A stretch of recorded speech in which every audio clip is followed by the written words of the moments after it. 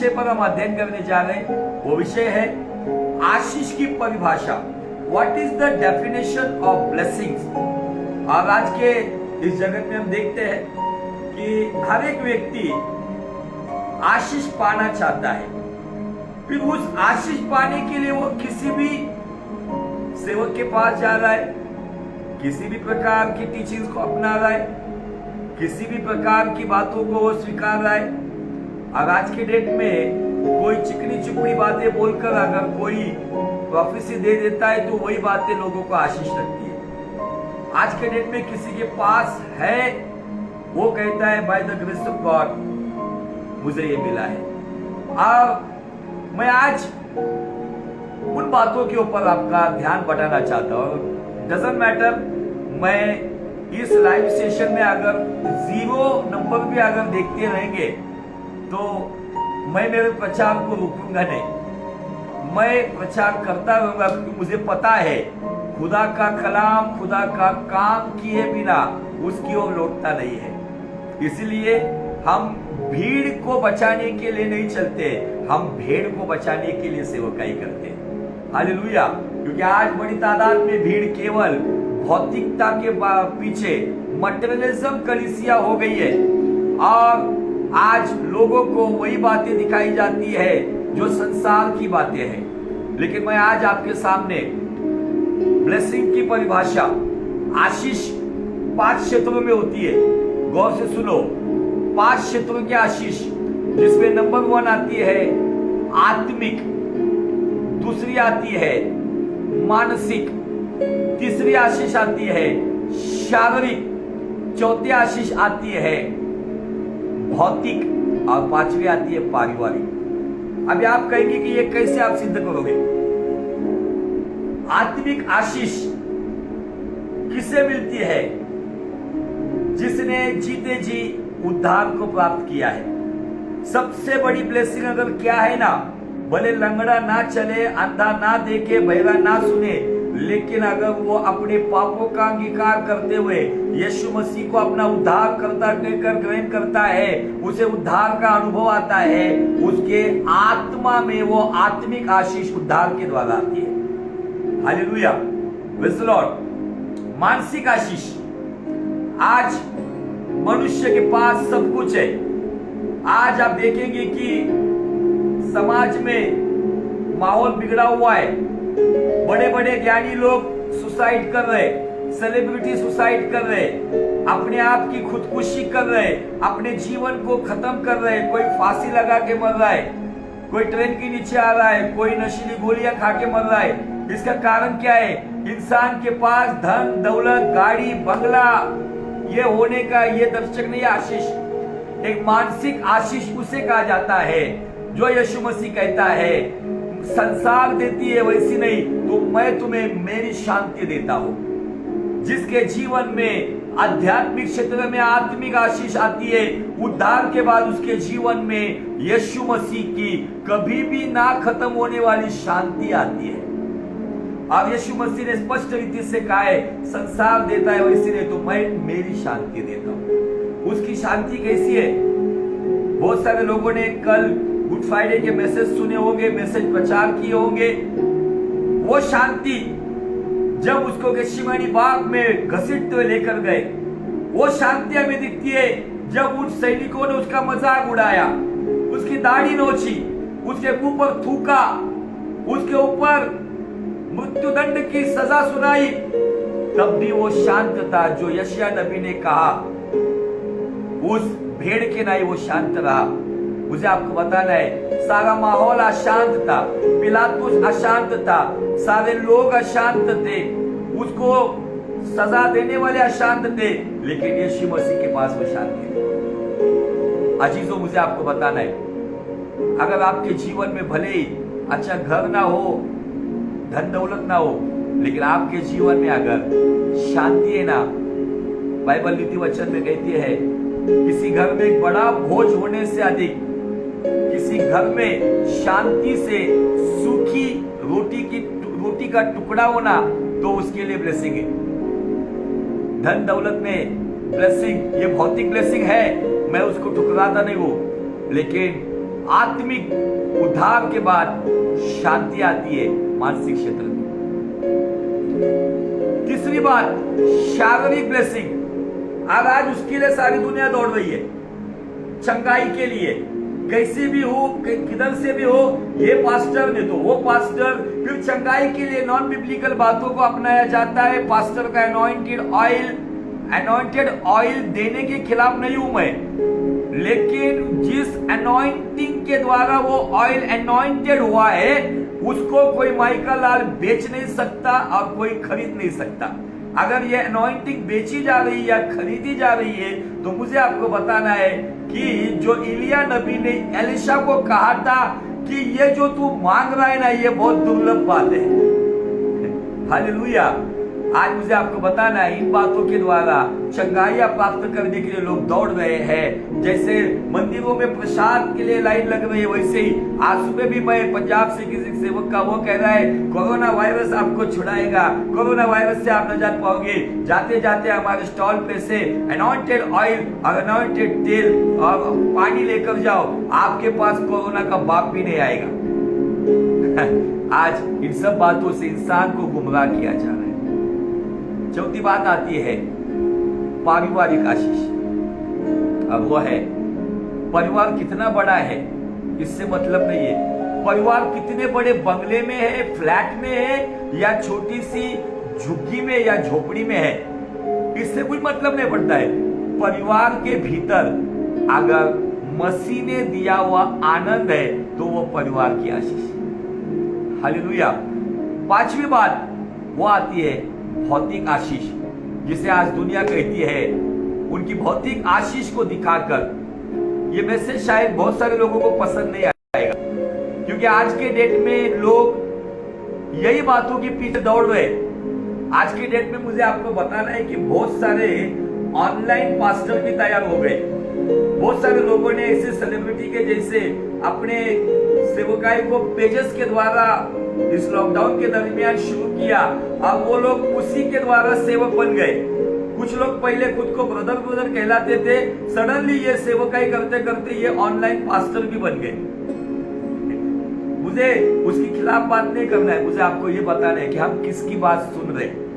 अगर कोई प्रचार मुझे मेरे गुनाहों के बारे में पश्चाताप करने के लिए, मेरी गलतियों पर अगर उंगली नहीं रखता है कोई प्रचार, अगर कोई प्रचार मेरे जीवन में अगर मुझे मेरे गुनाहों के बारे में एहसास नहीं दिलाता है तो वो प्रचार केवल मेरे लिए एंटरटेनमेंट है। भौतिक आशीष, गाड़ी, बंगला, धन दौलत, सोना चांदी, ये 5 आशीष। तो फिर ये बातें मैं आपको क्यों बता रहा हूं? ये ग्राउंड आपके सामने तैयार करके रखा हूं। आप मुझे अच्छी तरह से पता था कि ये विषय के ऊपर जब मैं इसका हेडिंग डालूंगा तो बहुत सारे लोग आज केवल भौतिकवादी हो गए, उनको केवल वही बात चाहिए। अगर मैं टाइटल डाल देता था कैन आई प्रोफेसाई, मैं आपके लिए भविष्यवाणी करने जा रहा हूं, मेरे नाम के अगर मैं प्रॉफिट लिखता था या अपोस्टल लिखता था तो मुझे पता है कि एक अच्छी भीड़ ऑनलाइन पर यहाँ पर देखने के लिए आती है। Hallelujah, praise the Lord. तो आइए, जिस वचन का मैंने चुनाव किया है प्रभु की अगुवाई में वो है इफिसियुस की पत्री, उसका पहला अध्याय और वचन 4 की ओर हम ध्यान लगाएंगे। वचन 3, इफिसियों की पत्री पहला अध्याय और वचन 3। इफिसिस चैप्टर 1 एंड वर्स 3 क्या कहता है बाइबल? हमारे प्रभु यीशु मसीह के परमेश्वर और पिता का धन्यवाद हो कि उसने हमें मसीह में स्वर्गीय स्थानों में सब प्रकार की आत्मिक आशीष दी है। कौन सी आशीष? आत्मिक आशीष। कहां से आई है? स्वर्गीय स्थानों से आई है। किसके द्वारा मिली है? प्रभु यीशु मसीह के द्वारा मिली है। कौन देता है? पिता परमेश्वर देता है। हालेलुया। और इस आत्मिक आशीष का मतलब ही है जीते जी उद्धार को प्राप्त करना। यीशु मसीह ने एक सुंदर उदाहरण हमें दिया है। मनुष्य ने अगर सब कुछ पा लिया लेकिन अपनी आत्मा का विनाश किया तो उसे क्या लाभ है? इसके पीछे यीशु का मकसद क्या है? यीशु मसीह उस जगह पर इस बात के ऊपर हमारा ध्यान बटा रहा है कि इस दुनिया की बातों में जो मनुष्य रोटी, कपड़ा, मकान, धन, दौलत, शान बान के पीछे जो दिन रात अपना खून पसीना एक कर रहा है, लेकिन ये सब बातें प्राप्त करने के बाद भी अगर उसके जीवन में उद्धार नाम की अगर आशीष नहीं है, तो इस दुनिया में सबसे कंगाल व्यक्ति वही है। यीशु इस दुनिया में हमें धनवान करने के लिए आया है। बहुत सारे लोग प्रॉस्पेरिटी प्रीचर्स यीशु मसीह का वो वचन उठाते हैं कि वो हमें धनवान करने के लिए सूली पर कंगाल हो गया। एक्चुअली उसका मीनिंग इस भौतिक बातों से नहीं है। धनवान वही व्यक्ति है जो नरक से बचाया गया है। धनवान वही व्यक्ति है जिस पर न्याय का दंड नहीं आएगा। धनवान वही व्यक्ति है जिसने जीते जी यीशु मसीह को ग्रहण किया है। Hallelujah, praise the Lord. तो आज मैं कुछ बातों के ऊपर आपका ध्यान स्पेशली बटाना चाहता हूँ। पुराने नियम का एक व्यक्ति मैं आपके सामने रखना चाहता हूँ। नए नियम का भी एक व्यक्ति है, लेकिन उतना समय हम दे नहीं पाएंगे क्योंकि ऑलरेडी मेरे ख्याल से आधे घंटे से ऊपर समय हो चुका है। तो इसलिए पुराने नियम से एक व्यक्ति का हम जीवन देखेंगे जिसका नाम है याकूब। याकूब के बारे में समझने से पहले कुछ बातों के ऊपर आपको आपका ध्यान स्पेशली लगाना होगा। आज बहुत सारे लोग कहते हैं कि अगर उनको परिवार मिला है, अगर उनको बहुत सालों के बाद बच्चे पैदा होते, तो बच्चा पैदा होने के बाद खुदा की आशीष, क्योंकि बाइबल कहती है कि जो संतान हमें मिलती है जो खुदा की ओर से प्राप्त होने वाला एक धन है ना, संतान, परिवार की आशीष। उसके बाद किसी के पास अगर गाड़ी घोड़ा नौकर चाकर ये है तो उसको भी कहा जाता है कि इसको धन की आशीष मिली है। मैं याकूब के जीवन से इसलिए आपको बताना चाहता हूं। पनिएल के पास बाइबल कहती है याकूब एसाव को मिलने के पहले, याकूब कनान में प्रवेश करने से पहले, याकूब कनान की उस बेरशेबा में जाने से पहले याकूब पनिएल में उसका परमेश्वर के साथ एनकाउंटर होता है।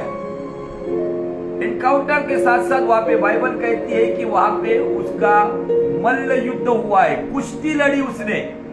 लेकिन वो कौन सी कुश्ती लड़ा, किस लिए लड़ा, उस कुश्ती के पीछे का मकसद क्या था?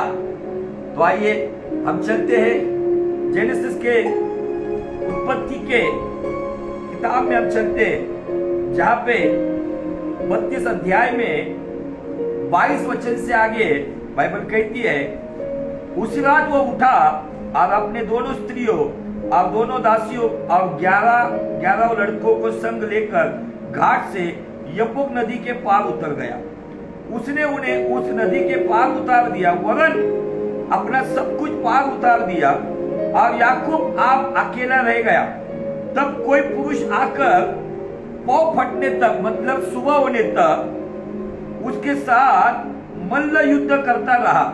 जब उसने देखा कि मैं याकूब पर प्रबल नहीं होता, तब उसकी जांघ की नस को छुआ और याकूब की जांघ की नस उससे मल्ल युद्ध करते चढ़ गई। तब उसने कहा, मुझे जाने दे। किसने कहा? उस पुरुष ने कहा, क्योंकि भोर होने वाला है।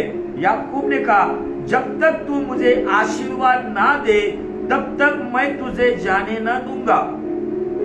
अभी सवाल यह उठता है कि जैसे लोग कहते हैं कि आशीष मतलब बच्चे पैदा हो गए, बहुत सालों से हो गए या समय पर हो गए, बच्चों की आशीष।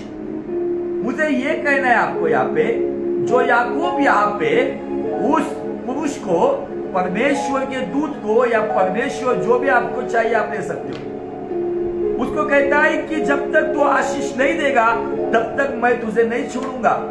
तो सवाल यह है कि क्या याकूब निसंतान था? नहीं।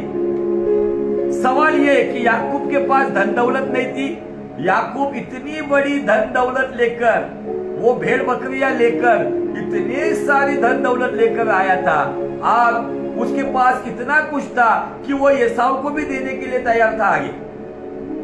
याकूब गरीब तो नहीं था, धनवान था। तो कौन सी आशीष चाहिए थी? याकूब को बच्चे नहीं थे। याकूब को एक छोड़कर बाइबल कहती है 11 लड़के वहां पे दिखते हैं। अब एक रास्ते में हो गया जो बेंजामिन और दीना, इतने लड़के वहां पर है। अब इतने लड़के होने के बाद उसको क्या आशीष चाहिए? क्या याकूब के पास संपत्ति नहीं है? संपत्ति भी है। फिर याकूब को क्या चाहिए था?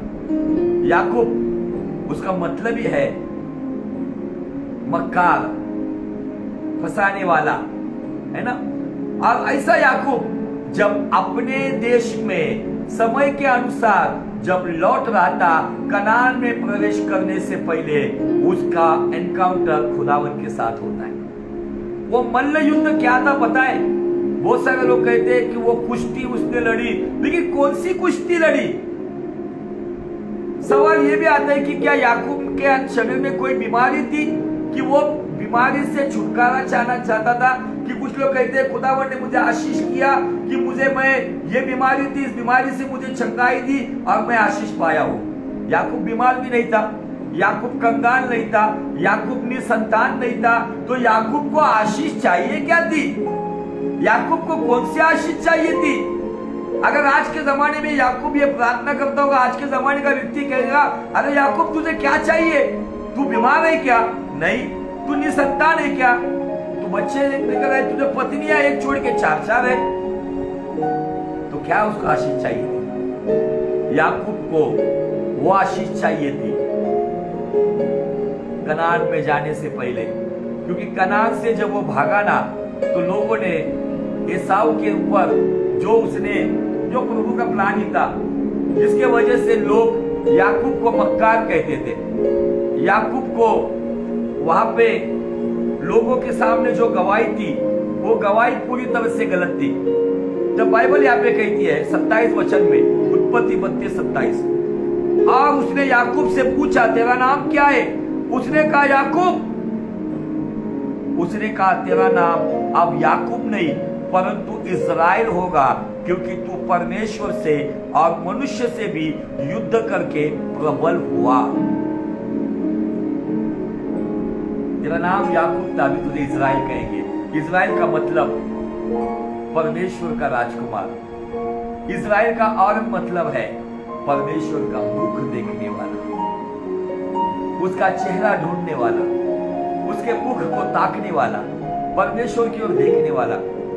मुझे आपको बताना है, ये आशीष याकूब को चाहिए थी। याकूब कनान में जाने से पहले ये चाहता था कि उसके बारे में जो गवाही थी मक्कार बोलकर, याकूब ये चाहता था कि मैं जब कनान में जाऊं ना तो कोई मुझे मक्कार ना समझे, तो लोग मुझे ये समझे कि मैं यहाँ से जाते वक्त तो खाली हाथ गया था, यहाँ से जाते वक्त मेरे पास कुछ नहीं था, मैं डर के मारे भाग कर गया था, लेकिन जब मैं लौट कर आया हूँ तो खुदावन ने मुझे भौतिक आशीष तो दी है, मुझे पारिवारिक आशीष तो दी है, मेरे अंदर उसकी शांति को भी रखा है, और मेरा नाम नहीं तो मेरा चरित्र बदल गया है। मैं मक्कार था याकूब, लेकिन अभी मैं परमेश्वर का राजपुत्र हूं, परमेश्वर का मुख देखने वाला हूं। परमेश्वर के लोगों, सबसे बड़ी आशीष क्या है पता है? सबसे महत्वपूर्ण आशीष क्या है? यही बात आशीष को दर्शाती है। मैंने कितना धन कमाया, मैंने कितने प्रॉपर्टीज बनाई, मेरे पास क्या है, मेरा परिवार, ये बातें आशीष में शायद दुनिया गिनती होगी, लेकिन खुदावन उस तरीके से नहीं गिनता है। खुदावन गिनता है कि क्या मेरा जीवन सच में उसके साथ वफादार है, क्या मेरा कैरेक्टर बदला है, क्या मेरा चरित्र बदला है, क्या मेरी नजर बदली है, क्या मेरी सोच बदली है, क्या मेरी जुबान बदली है, क्या मेरी चाल चलन बदले है, क्या मेरा बर्ताव बदला है, क्या मेरी संगति बदली है, क्या मैं अभी भी वही याकूब हूं जो लोगों को ठगने वाला हूं, जो लोगों के साथ गुनाह करने वाला हूं? क्या मैं वो इज़राइल हूं जो परमेश्वर के साथ कुश्ती लड़ता है? कौन सी कुश्ती लड़ी उसने? आइए उस कुश्ती का छोटा सा विवरण हमें होशे नबी का किताब और उसका 12 अध्याय और वचन 2 से आगे हमें दिखता है। यहूदा के साथ भी यहोवा का मुकदमा है। अब वो याकूब के उसके चाल चलन के अनुसार दंड देगा। थोड़ा न्याय की बात है। उसके कामों के अनुसार वो उसको बदला देगा। अपनी माता की कोखी से उसने अपने भाई को अडंगा मारा, उसके पैर को पकड़ा था, और बड़ा होकर वो परमेश्वर के साथ लड़ा। गौर से सुनो, वह दूत से लड़ा और जीत भी गया। वो रोया और उससे गिड़गिड़ा कर विनती की। याकूब ने कौन सी कुश्ती लड़ी? एक मनुष्य स्वर्गदूत से कुश्ती लड़ सकता है, एक मनुष्य परमेश्वर से कुश्ती लड़ सकता है? फिजिकली ये नहीं हो सकता। ये प्रार्थना की, रो रो कर, गिड़गिड़ा कर। याकूब के पास क्या नहीं था? सब कुछ था। संतान थी, बीवियां थी, धन दौलत थी, भेड़ बकरियां थे, सब कुछ था। लेकिन वो रात भर वो कुश्ती लड़ रहा था, उसके पैरों को पकड़कर गिड़गिड़ा कर रो रहा था, मुझे याकूब बनकर कनान में नहीं जाना है। मेरा लाइफ तूने जैसे पदम आराम में उस लाबान के पास, जैसे तूने मुझे भौतिक क्षेत्र में आशीषित किया, पारिवारिक क्षेत्र में आशीषित किया, लेकिन मैं मानसिक क्षेत्र में और आध्यात्मिक क्षेत्र में मैं कंगाल हूं। मुझे वो आशीष दे, जब मैं कनान में जाऊं तो लोग मेरे भीतर वो पुराना याकूब ना देखे, तो मेरे अंदर बदला हुआ इस्राएल देखे। ये आशीष उसको चाहिए था। इसीलिए बाइबल कहती है कि जो कुश्ती उसने लड़ी, वो कुश्ती मतलब कोई युद्ध नहीं किया, तो वो गिड़गिड़ा कर, रो रो कर विनती कर रहा था, मिन्नतें कर रहा था, हे खुदावन मुझे कनान में जाने से पहले तू बदल दे। सबसे बड़ी ब्लेसिंग वो है परिवर्तन। बाइबल कहती है, अगर आप लूका रचित सुसमाचार के 15वें अध्याय में देखोगे, वहां पे खोया हुआ सिक्का है, खोई हुई भेड़ है और खोया हुआ पुत्र है। वहां पर एक बात का जिक्र किया गया है कि कोई लंगड़ा चंगा होता है, या कोई गरीब धनवान होता है, या कोई अंधा देखने लगता है, या कोई पैरालाइज चंगा होता है, या कोई मुर्दा जिंदा होता है, तो ये नहीं लिखा है कि स्वर्ग में आनंद होता है। तो बाइबल में वहां पर लिखा है, जब एक पापी अपने गुनाहों से मन फिराता है, पश्चाताप करता है, रिपेंटेंस करता है, बाइबल कहती है स्वर्गदूत बड़ा आनंद करते हैं। हालेलुया। स्वर्गदूत बड़ा आनंद करते हैं। क्यों? क्योंकि एक पापी का जीवन बदल गया। क्यों? एक घृणित व्यक्ति पवित्रता की राह पे चल रहा है, एक दुष्ट व्यक्ति एक पवित्र जीवन और एक भाईचारे का जीवन जीने जा रहा है। सबसे बड़ी आशीष है। आप कहाँ रहते हो? अगर आप बड़े महल में रहते हो, फ्लैट में रहते हो, प्रेज़ द लॉर्ड, लेकिन आप जहां कहीं पर भी रहते हो, फिर साधारण झोपड़ी में रहते हो, जिस मकान में रहते हो, अगर आपके अंदर बदलाव नहीं आया है, मसीह की चाल नहीं चलते हो, तो मुझे आपको बताना है, मसीह को जानने के बाद भी आप कंगाल हो। आप कहीं पर भी रहो, खुद के घर में रहो या किराए के घर में रहो, महल में रहो या झोपड़ी में रहो, रास्ते पर रहो या किसी मकान में रहो, जहां कहीं पर भी रहते हो, आप अगर एक बदलाव पाए हुए, उद्धार पाए हुए, चरित्र बदले हुए व्यक्ति हो, तो वो आपके लिए आशीष है। अद्भुत बातें परमेश्वर हमसे करना चाहते हैं। आगे क्या हुआ फिर? आइए उन बातों पर आप ध्यान लगाइए। तेरा नाम इस्राएल होगा, क्योंकि तू परमेश्वर और मनुष्य से भी युद्ध करके प्रबल हुआ। याकूब ने कहा, मैं विनती करता हूं, मुझे अपना नाम बता। उसने कहा, तू मेरा नाम क्यों पूछता है? तब उसने उसको वही आशीर्वाद दिया। क्या आशीर्वाद दिया? जहां तुझे बड़े भेड़ बकरियां मिले, जैसे आजकल के प्रॉफेट, अपोस्टल, पास्टर्स, जाओ तुम्हें बड़ा करोड़ों का माल मिलने वाला है, जाओ तुम्हें बड़ी वीजा मिलने जा रही है, जाओ तुम्हें बड़े बड़े काम होने जा रहे हैं, जाओ तुम्हें ये मिल रहा है, वो मिल रहा है। ये नहीं, वही आशीष दिया। मतलब क्या? तू याकूब था, अब इस्राएल हो गया। तू पापी था, तू मक्कार था, अभी परमेश्वर का पुत्र हो गया। क्योंकि जो कुश्ती तूने सुबह तक गिड़गिड़ा कर, रोकर मेरे कदमों पर जो प्रार्थना तूने पश्चाताप की है, उसके द्वारा जा, तू याकूब था, अभी इस्राएल हो गया है। तब याकूब ने यह कहकर उस स्थान का नाम पनियल रख दिया। आगे देखो, परमेश्वर को आमने सामने देखने पर भी मेरा प्राण बच गया। वो दूत कहता है और यहाँ पे परमेश्वर कहता है। परमेश्वर खुद आकर याकूब को इस्राएल का आशीष अजीजों, मुझे आपको बताना है, आपकी कमाई बढ़ रही है ना बढ़ रही है, आपका बिजनेस चल रहा है या ना चल रहा है, आप साधारण घर में रहते हो, एकदम आलीशान घर में रहते हो, कुछ प्रॉब्लम नहीं, लेकिन आप जिस हालात में हो, आप अगर एक बदली हुई व्यक्ति हो ना, एक परिवर्तित व्यक्ति हो ना, तो आप आशीषित हो।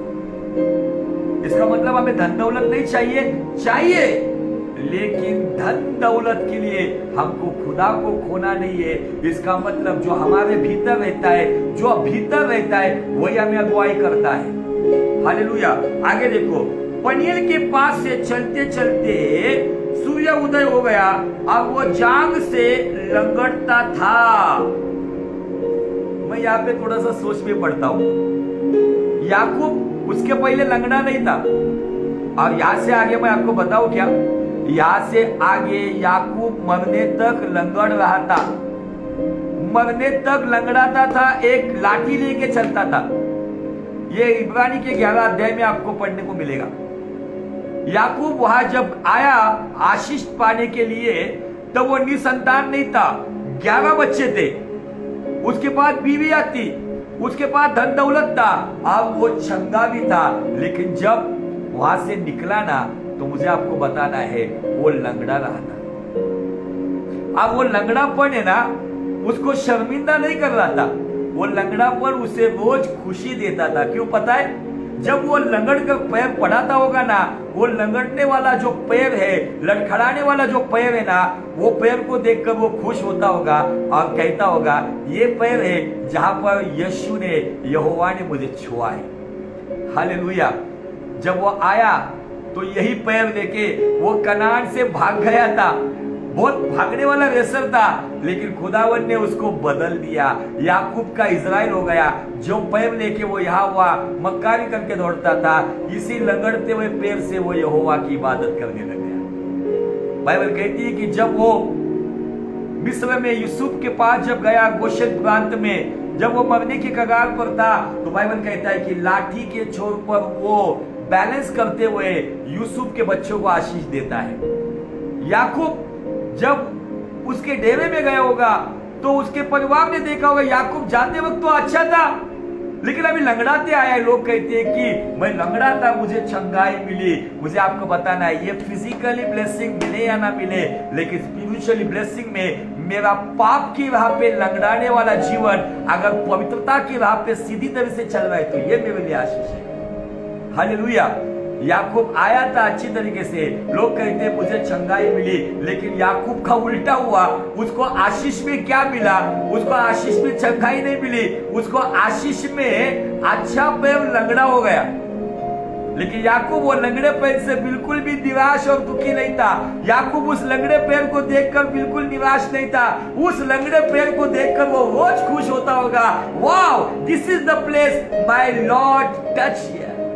ये पैर है जहां पे दुनिया बनाने वाले ने अपने शब्द से दुनिया को रचा, जहां पर दुनिया बनाने वाले ने ये सारी कायनात को अपने हाथों से रचा, उसी हाथ से मेरी जान को उसने छुआ। हालेलुया। वो लंगड़ापन उसको बहुत खुशी देता होगा। उसकी पत्नी को कहता होगा, अरे ये लंगड़े पैर को मत देख, इस पैर को उसने छुआ है। और आज भी इजराइल में ये प्रथा है कि बकरे की जान वो खाते नहीं है, क्योंकि याकूब की जान को परमेश्वर ने छुआ था। वो जान को इतना पवित्र समझते थे कि क्योंकि याकूब को वहां पर खुदावन ने छुआ था, दूत ने नहीं छुआ था। हालेलुया। याकूब लंगड़ा से अच्छा होकर नहीं गया, अच्छे से लंगड़ा हो गया। आशीष मिली क्या? एक परिवर्तन। तो परिवर्तन के बारे में बाइबल क्या कहती है?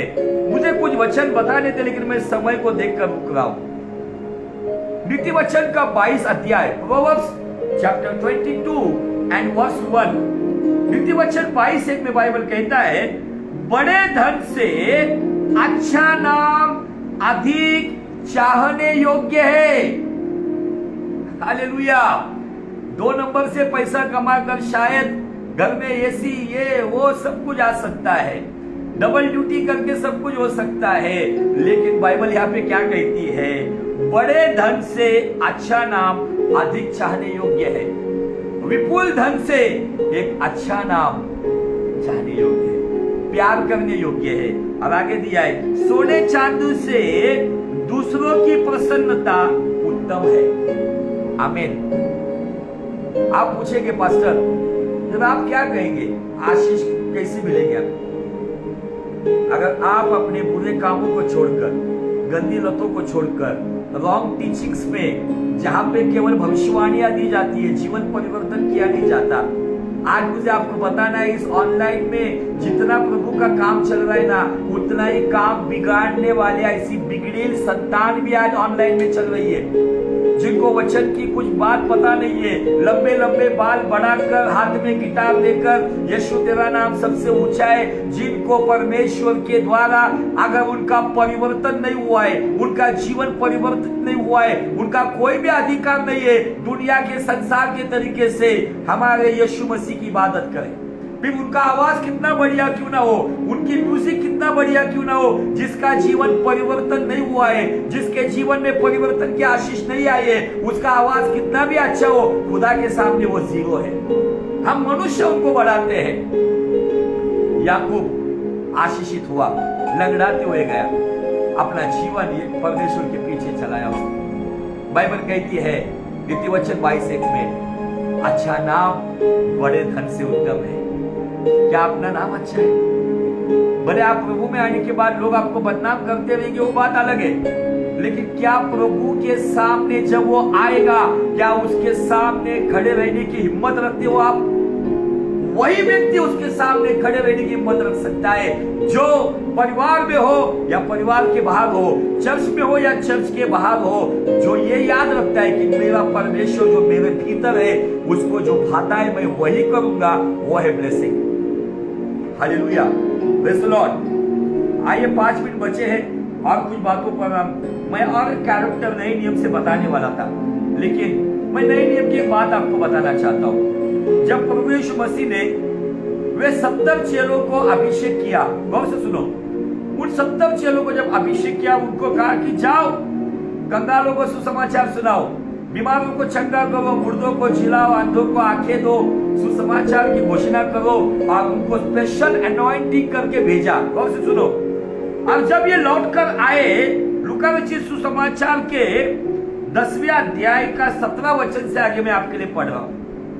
वे 70 आनंद करते हुए लौटे और कहने लगे, हे प्रभु, तेरे नाम से दुष्टात्मा भी हमारे वश में है। गौर से सुनो, उसने उनसे कहा, मैं शैतान को बिजली के समान स्वर्ग से गिरा हुआ देख रहा था।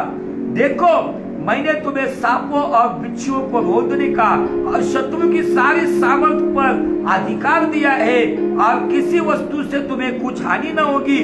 तो भी, मतलब क्या?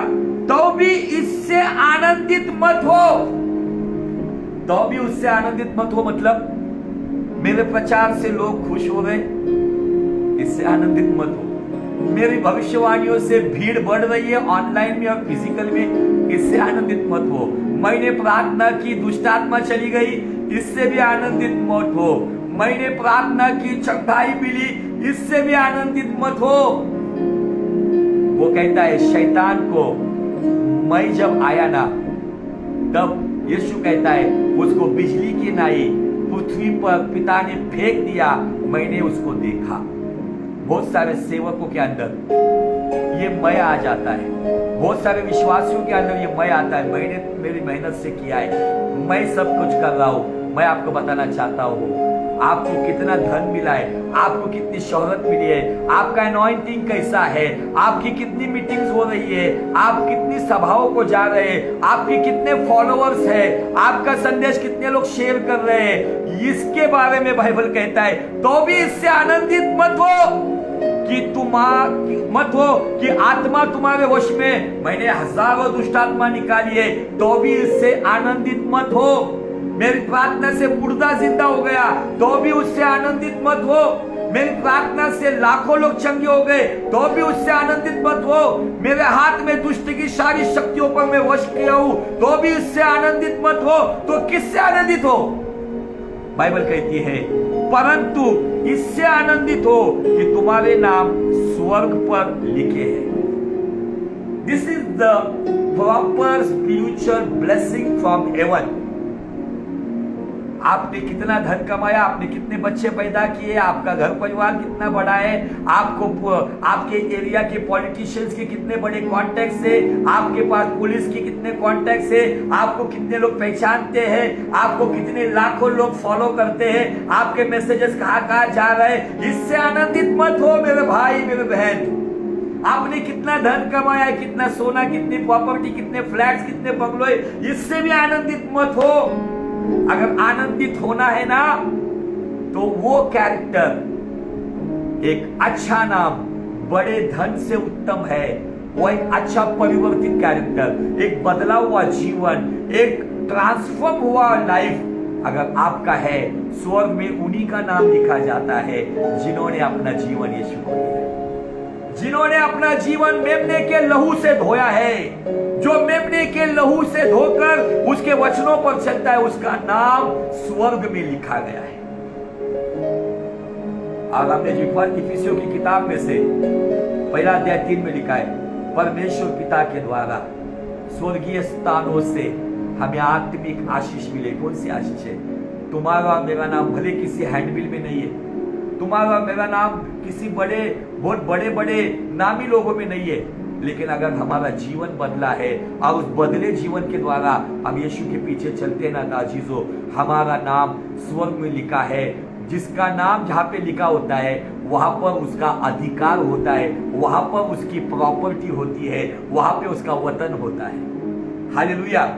आज नाम लगाने के ऊपर परिवारों में झगड़े वगड़े हो रहे हैं। वो लोग कोर्ट कचहरियों में जा रहे हैं कि मेरा नाम इस 712 के उस फॉर्म पे होना चाहिए, 712 पे लगना चाहिए, मेरा नाम इस विल में होना चाहिए, मेरा नाम इस प्रॉपर्टी पे होना चाहिए, मेरा नाम इस पावर ऑफ अटर्नी में होना चाहिए। ये सारी दुनिया की धन दौलत पर नाम लगाने के लिए इंसान खून के रिश्तों के खिलाफ चल रहा है। लेकिन जो व्यक्ति का जीवन बदला है ना, वो इन बातों में जीता नहीं कि उसको पता है कि मेरा नाम यीशु मसीह ने खुद स्वर्ग में लिखा है कि मैं उसकी चुनी हुई संतान हूं, और यही मेरे लिए सबसे बेस्ट ब्लेसिंग है जिसे आत्मिक आशीष कहा जाता है।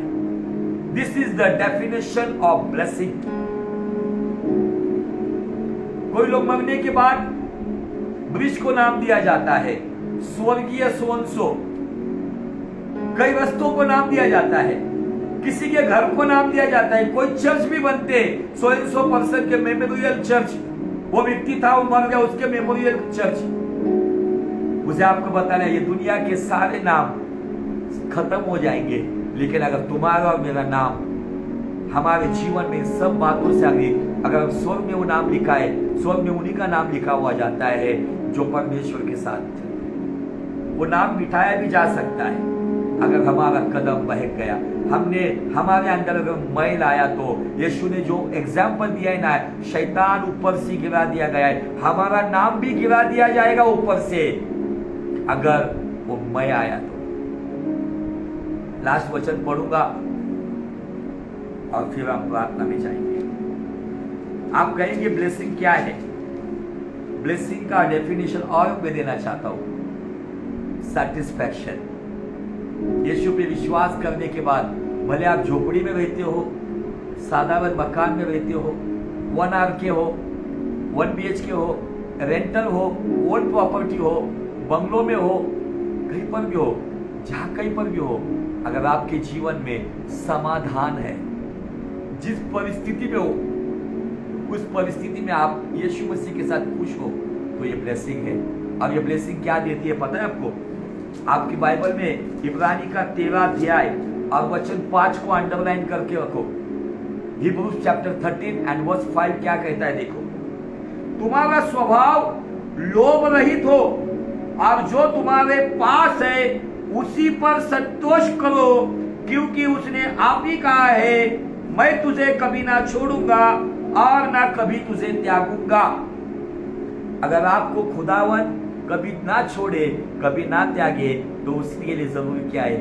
हमारा स्वभाव लालच के बिना हो, जो है हमारे पास उसमें संतुष्ट, जो मिनिस्ट्री दी गई है उसमें संतुष्ट, 4 लोग की मिनिस्ट्री हो या 4000 लोग की मिनिस्ट्री हो, उसमें संतुष्ट, जो भी परिवार दिया है, जैसी पत्नी दी है उसके साथ संतुष्ट। जैसा पति दिया है उसके साथ संतुष्ट, जैसे बच्चे दिए उनके साथ संतुष्ट, जैसे माँ बाप दिए उनके साथ संतुष्ट।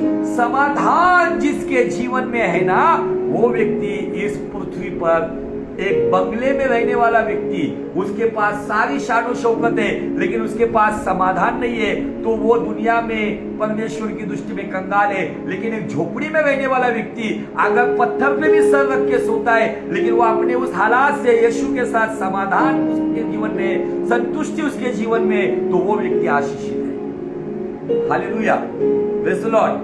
खुदावन आज आपको बता रहा है कि मेरे बच्चे, मैं बहुत कुछ बातें और बताना चाहता था। तीमुथियुस की किताब के 6 अध्याय के 6 वचन के आगे में दिया है, पौलुस कहता है कि हमने कुछ लाया नहीं, हम कुछ लेकर जाए नहीं। दुनिया की कहानी नहीं बता रहा हूं, मैं बाइबल की बात बता रहा हूं। खाली हाथ आए खाली आ जाएंगे, लेकिन तुम्हारे पास जो कुछ है उसमें रहो। चलो वो वचन को पढ़कर फिर प्रार्थना में जाएंगे। पहला तीमुथियुस उसका 6 अध्याय और वचन 8 से लेके आगे। यदि हमारे पास खाने और पहनने को हो तो उन्हीं पर संतोष करना चाहिए, और जो धनी होना चाहते हैं वो ऐसी परिश्रम फंदे में और बहुत सी व्यर्थ और हानिकारक लालसाओं में फंसते हैं, जो मनुष्यों को बिगाड़ देती है, जो विनाश के समुद्र में डुबा देती है। क्योंकि रुपए का लोभ सब प्रकार की बुराइयों का जड़ है। जिस प्राप्त करने का प्रयत्न करते हुए बहुतों ने विश्वास से भटककर अपने आप को नाना प्रकार के दुखों से छलनी बना दिया है। 7 वचन कहता है, क्योंकि हमने जगत में कुछ लाए, क्योंकि न हम जगत में कुछ लाए और न कुछ ले जा सकते हैं। हालेलुया। इस पृथ्वी पर होना जो कमाई है समाधान। पत्नियों, मैं आपको बताना चाहता हूं, आसपास के लोगों का सुख देखकर आपका पति अगर कमाई अगर कम करता है ना, तो आसपास के लोगों का सुख देखकर अपने घर का सुख मत बिगाड़ो। जो कमाई लेकर तुम्हारा पति आ रहा है ना, उसमें संतुष्ट रहो। आसपास के लोगों का, संसार के लोगों का ऐश्वर्य देखकर, उनकी धन दौलत शानो शौकत देखकर अपने घर का जो आनंद है उसको व्यर्थ मत करो। समाधान हो, आप कहीं पर भी हो समाधानी हो। जिसके जीवन में यीशु है ना, वो सुखी रोटी में भी समाधानी है। जिसके जीवन में यीशु का अनुग्रह है ना, उसके जीवन में भले एक दिन खाना भी नहीं रहेगा तो भी वो समाधानी है। रास्ते में कितने लोग फुटपाथ पे रहते हैं, मैं उनके भीतर जब झांक कर देखता हूं, भले फुटपाथ पे रहते लेकिन समाधान दिखता है। बहुत लोगों को लगता है धन दौलत आशीष है। मैं बताना चाहता हूं, कान खोल के सुनो, हमसे अधिक अन्य जाति के लोगों के पास 100 गुना ये भौतिक आशीष है। हमारे पास एक 4 व्हीलर है, उनके पास 10 पड़े हुए। हमारे पास 1 BHK होगा, उनके पास ऐसे सैकड़ों पड़े हुए। संसार के लोगों के पास ये है, लेकिन तुम्हारे पास संसार से हटके है, जीवन बदलने वाला यीशु मसीह है, वही हमारा धन है। आपको ये धन लेकर चलना है, ये आशीष लेकर चलना। प्रभु चाहता है, भले इस लाइव सेशन में ज्यादा लोग नहीं थे, अब मुझे पता था कि ज्यादा लोग रहेंगे मेरे, क्योंकि जहां पे सच्चाई का प्रचार किया जाता है वो सुनने के लिए कम लोग रहते हैं। लेकिन ये वचन जैसे फैलेगा, जो सच्चे दिल से सुनेगा उसका जीवन परिवर्तन होगा। उसके जीवन में आध्यात्मिक आशीष, आत्मिक आशीष उद्धार के द्वारा आएगी। उद्धार के बाद उसके मानसिक क्षेत्र में जहां पे वो तनाव में है, वहां पे शांति आएगी। उसके शरीर में शायद बीमारी आए, वो बीमारियां अगर मनुष्य का हृदय अगर आनंद है, तो बाइबल कहता है कि यही सर्वोत्कृष्ट दवाई है, वो शरीर में चंगा हो जाएगा, वो परिवार में आनंद रहेगा, अब वो अपनी कमाई में बरकत को भी पाएगा। आत्मिक, मानसिक, शारीरिक, पारिवारिक और भौतिक, ये सारी आशीष यीशु आपको देना चाहता है। लेकिन पहले आशीष अगर आपने मिस कर ली तो बाकी आशीष कुछ काम के नहीं है। पहले आशीष में उद्धार का अनुभव लेकर हर हालात में यीशु के साथ, समाधान के साथ चलना, ये सबसे बड़ी ब्लेसिंग है। याकूब को वो ब्लेसिंग मिली, वो लंगड़ाते हुए गया, लेकिन उसके चेहरे पे वो आनंद उमड़ रहा था।